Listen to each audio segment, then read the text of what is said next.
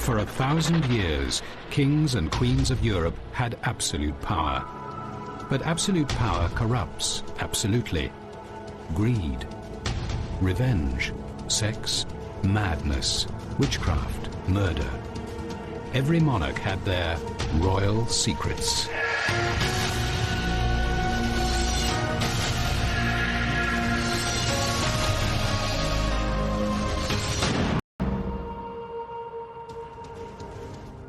When it came to sex, all-powerful kings and queens had the pick of the kingdom for their amorous adventures. But even royals were made fools of by love. England's Henry VIII destroyed Anne Boleyn, the woman he once loved. Prince George and Princess Caroline were a public tragicomedy, and French King Louis XV paid the ultimate price for his wandering eye. They were all consumed by lust.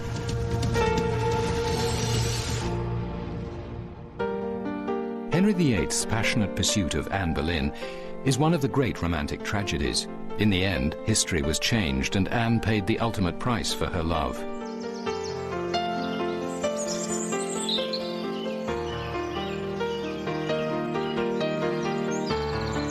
It was here, at Hever Castle in Kent, that a young woman first toyed with the king and ended up playing with fire.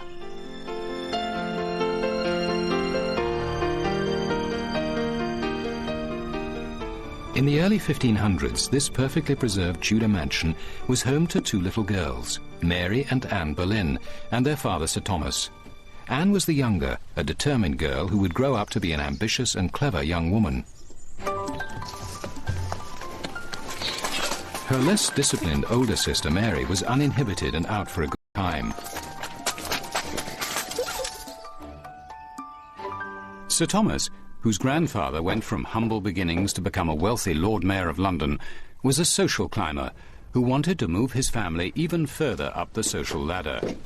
He was determined to see his children enter the royal court and rub shoulders with the most powerful people in the land.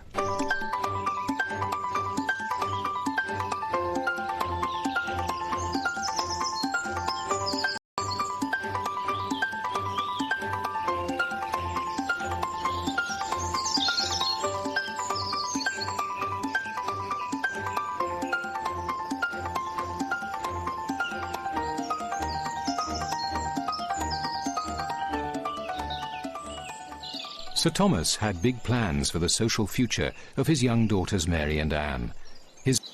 Anne was to fulfill his every dream and become Queen of England, but at a terrible price. Meanwhile, King Henry VIII was married to his first wife, Catherine of Aragon. Over the years, the Queen had 8 children, but only one, a girl, survived. Desperate for a male heir to succeed him on the throne, Henry began to take on mistresses, and one of the first was Mary Boleyn, Anne's older sister. The King of England often visited Mary at Hever Castle for his trysts.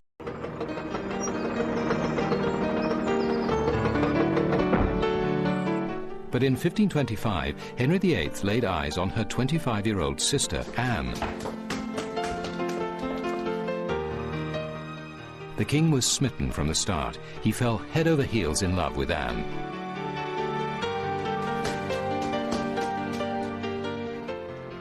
Though no great beauty, Anne was said to have eyes which could entrap and bewitch.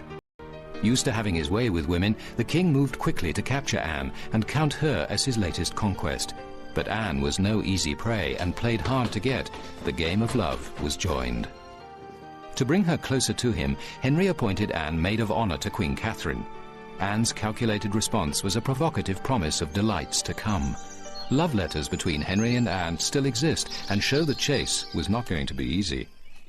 The warrant of maid of honor induces me to think that your Majesty has some regard for me, since it gives me the means of seeing you oftener and of assuring you by my lips, which I shall do at the first opportunity, that I am your Majesty's very obliged and obedient servant without any reserve.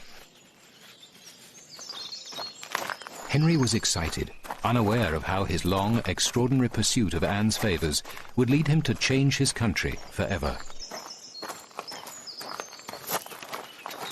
The more Anne withheld her favours, the more love-struck the king became. Conveniently forgetting he was still a married man, Henry promised he would at least be faithful to Anne.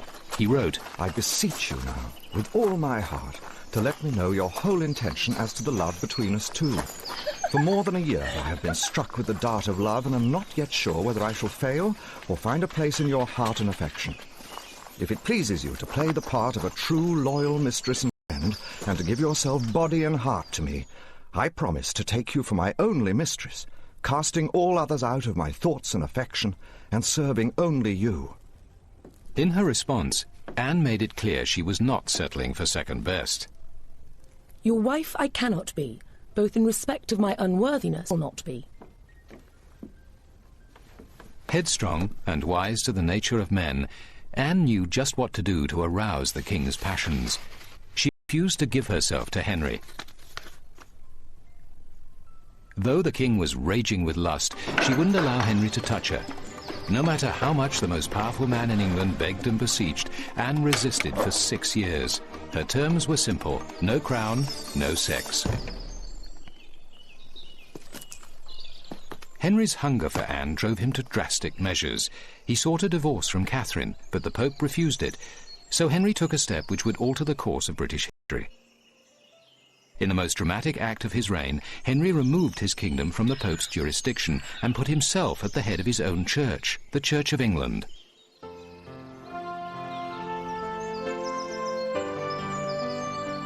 And the king's first act was to grant himself a divorce from his queen. A free man at last, Henry gained access to Anne Boleyn's bed. To satisfy his lust, Henry had moved history. Henry married Anne in January 1533, when she was already carrying the king's child. The baby was born in September, but it was a girl named Elizabeth.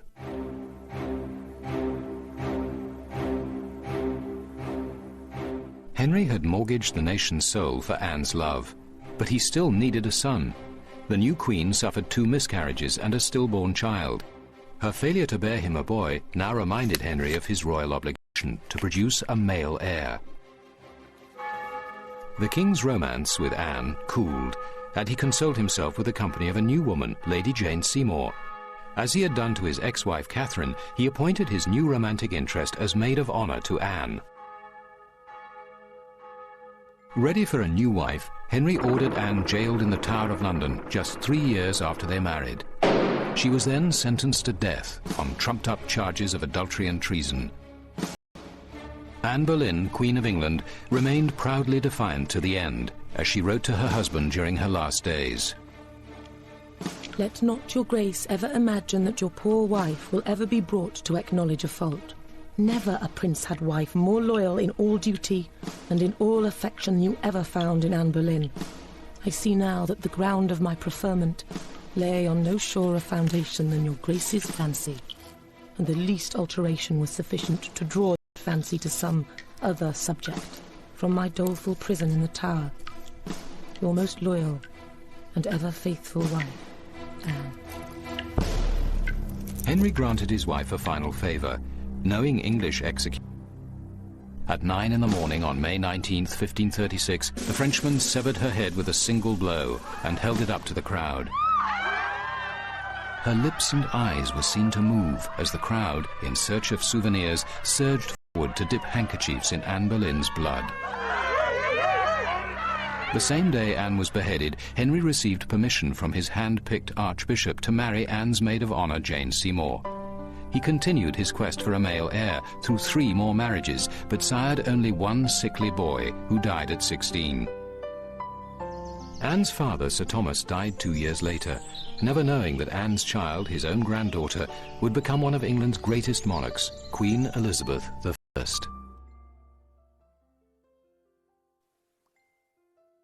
While Henry VIII used drastic means to get rid of Anne Boleyn, 300 years later England's George IV had a harder time shedding an unwanted wife.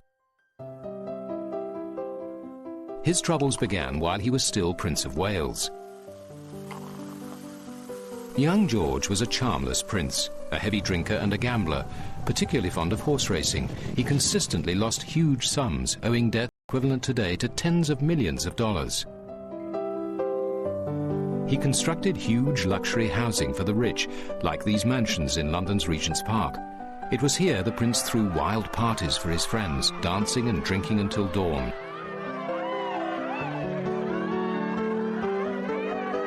George decorated the exteriors with sensual erotica, some reflecting his preference for older women. The English loathed George, his decadence and indifference to his subjects. His father, the mentally unstable King George III, tolerated his dissolute son, until he finally went too far. In 1785, the king discovered his son and heir had secretly married a Mrs. Fitzherbert. Under the Constitution, British monarchs were forbidden to marry Catholics or divorcees, and Mrs. Fitzherbert was both. She could never become Queen of England. The king ordered them to separate. But his son would only comply if his gambling debts were cleared. The nation's treasury was forced to cover the prince's huge losses. His secret marriage was then annulled, and an official marriage was arranged for the prince. His bride was Princess Caroline of Brunswick. Her portrait was sent to George and met with his approval, but court painters often depicted their subjects in flattering ways. George was in for a surprise. The day before the wedding, George nervously awaited his bride in eager anticipation. She was introduced as his future wife. Prince George was aghast. She was short, fat, smelly, and ruddy-faced. Though no paragon of beauty himself, the prince recoiled, muttering, "Ah, I am not well. For heaven's sake, bring me a glass of brandy." George remained drunk throughout his wedding day and had to be propped up at the ceremony. Disconsolate, he wept throughout the entire service. On his wedding night, the inebriated George passed out in the fireplace instead of consummating the marriage. In the morning, he dragged himself to Caroline's bed and performed his royal duty for the first and last time. The fertile princess became pregnant after this solo encounter, but within weeks the couple had separated for good. George remarked to a friend, "I'd rather see toads and vipers crawling over me dinner than sit at the same table with her." Cartoonists gleefully rushed to sketch the royal marital farce. George left his wife to return to Mrs. Fitzherbert and a string of matronly mistresses. Spurned by her husband, the vivacious and flamboyant Caroline enjoyed her freedom. She tried on makeup, ate large quantities of onions, and drank brandy. She invited friends to her house and many men into her bedroom. She considered sex a happy and healthy activity, describing herself as a little devil in petticoats. I have a bedfellow whenever I like. Nothing is more wholesome. Scandalized London society was filled with rumours of Princess Caroline's affairs. It was even said she had another child by a prominent noble, Sir Sidney Smith. But the guileless Princess Caroline didn't realise that Prince George, eager to prove her adultery for a divorce, was spying on her. One of her servants reported to the prince, Mary Wilson said to me how she went into Princess Caroline's bedroom in order to make up the fire. But she found her and Sir Sidney in such an indecent situation that she immediately left the room and was so shocked that she fainted away at the door. The prince's evidence was hearsay, and a special commission found it unconvincing, but vicious court gossip forced Caroline to leave England for an extended tour of Europe. During her visit to Italy, the irrepressible Caroline rode through the streets of Milan in a pink feathered hat and a dress which showed off her ample posterior and stout legs. There, Caroline met her true love, a handsome but penniless Italian adventurer named Bartolomeo Pergami. They travelled together through Europe, making no attempt to disguise their intimacy. 6 years later, Caroline learned that King George III had died, and her husband had... George offered her a king's ransom of more than $2 million a year to stay away, but Caroline refused to be bought off and went back to England. Desperate to get a divorce, George launched an official investigation into Caroline's love life. An English naval officer reported that Caroline switched cabins be next to her lover. An Italian servant testified she made regular visits to her lover's bedroom and that he saw them kiss in public and bathe together in private. Caroline's cook claimed to have caught the couple on a sofa in the throes of love. But tenacious Caroline fought for her position as queen.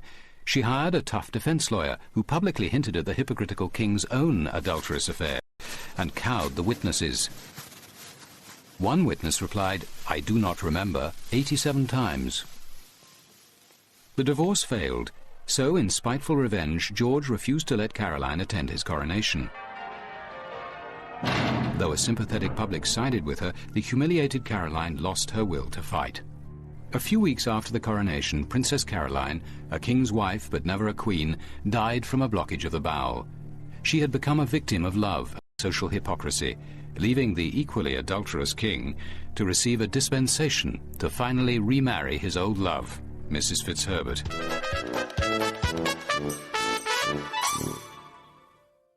Unlike the public embarrassments of England's Prince George, scandal was no problem in the deliciously decadent French court of Louis XV. There, extramarital affairs were so common they were governed by codes of etiquette. Promiscuity was so widely accepted that the king's principal mistress held an official position in the royal household. Louis's grandfather, Sun King Louis XIV, left advice about a monarch's love life. The time we give to our lovers should never be to the detriment of our work, because our primary objective must be the preservation of our glory and authority. When you lose your heart, you must remain in full control of your senses. Keep the caresses of your lovers separate from the responsibilities of kingship. The young king ignored his grandfather's instructions, and in the end he paid a terrible price for a life devoted to sexual debauchery. Louis XV, whose reign spanned much of the 1700s, was a sexually voracious monarch. He reputedly had over 100 partners, included everyone from leading courtiers to the lowliest Parisian street girls.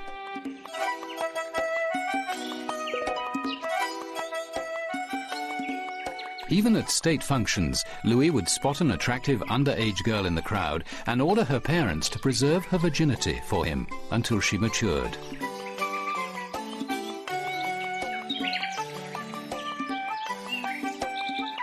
The king's insatiable appetite needed a full-time valet to audition and procure potential royal bedmates.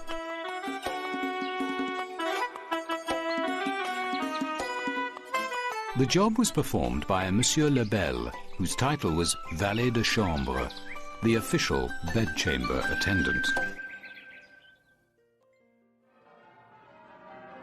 Louis was only 15 when he married a Polish princess. Initially faithful to his bride, he fathered a brood of 10 children in 12 years. But his wife tired of Louis's sexual demands and found any excuse to deny him her bed.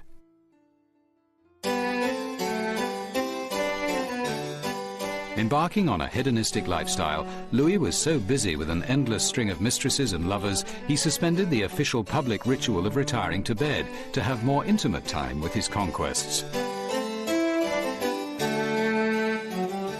The king's first affair was with a woman in his wife's household, the Comtesse de Mailly. Avoiding the formal royal bedchamber, he ordered a cosier bedroom built specially for the affair. But then the Comtesse made the mistake of introducing the king to her younger sister. She was cast aside in favor of the fresh conquest, the Duchesse de Ventimille. The glittering corridors and ornate rooms of Versailles were well suited for furtive love.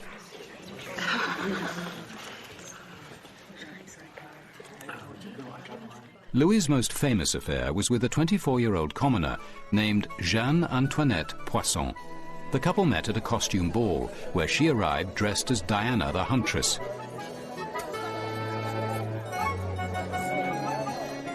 The king was not easily recognized. He and his friends came disguised as yew trees and resembled veritable forest.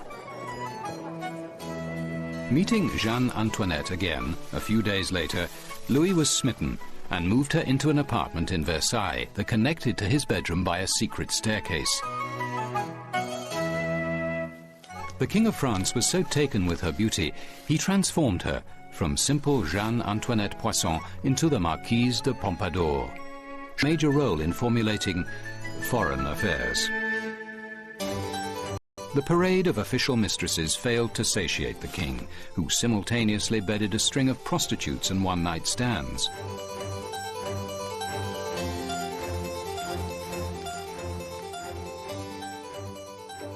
Rumours had it that Louis, accompanied by a pack of hounds, pursued laughing, naked young women through the grounds of Versailles. The palace gardens echoed with giggles as the panting King of France chased his prey. A house in the palace grounds was fitted out as a brothel to accommodate the royal harem, which Louis would visit disguised as a Polish nobleman. Despite precautions to protect Louis from his worst excesses, even the King of France paid a horrendous price for so much license. Louis XV contracted smallpox, aggravated by what was called the French disease, syphilis. His skin erupted in oozing sores, and he suffered an agonizing death.